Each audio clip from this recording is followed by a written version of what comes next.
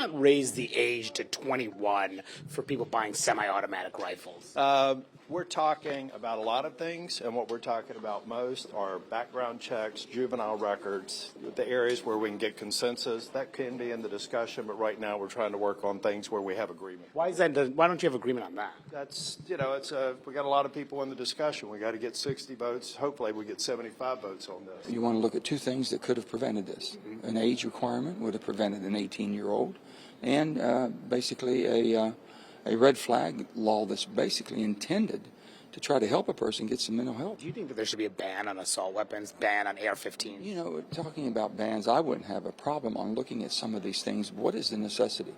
Tell me what the purpose is, and let's use them for those purposes. I think that there are legitimate reasons why people would want to have them, and I think the challenge you have already is that there are literally millions of them available in this country. You're talking about a constitutional right to keep and bear arms.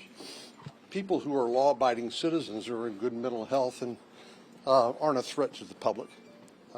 And so I think focusing on concerns about mental health and on people with criminal background records is an obvious area where I think we can work together. So number one, I'm for an assault weapon ban, okay? I think you're not surprised by that.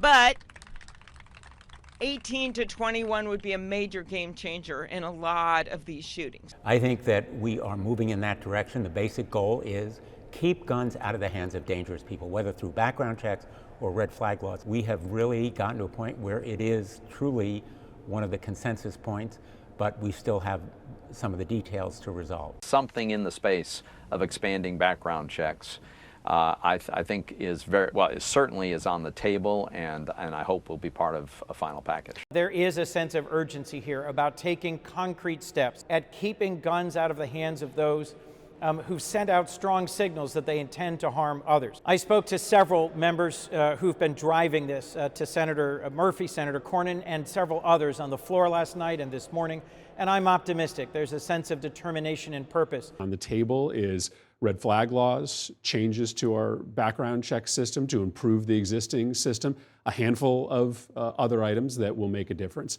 Can we get there by the end of next week, as Senator Schumer has requested? I don't know, but as late as last night, we were engaged in conversations about trying to put a package together, because I think Republicans realize how scared parents and kids are across this country. That it's frankly a test of democracy. It's a test of the federal government as to whether we can deliver at a moment of just fierce anxiety amongst the American public. So we're closer than ever before. Let's see if we land it.